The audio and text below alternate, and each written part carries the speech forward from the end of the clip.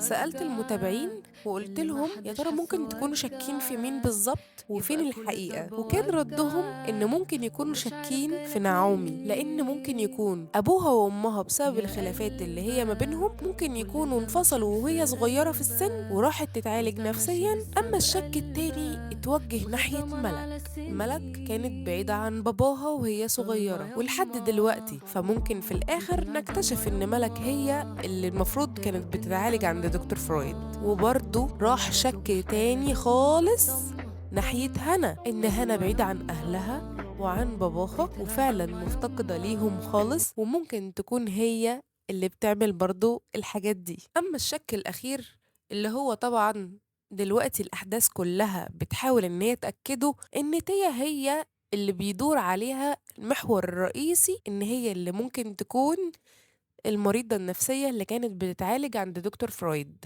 انتوا بقى شاكين في مين في الأربعة دول أكتر واحدة؟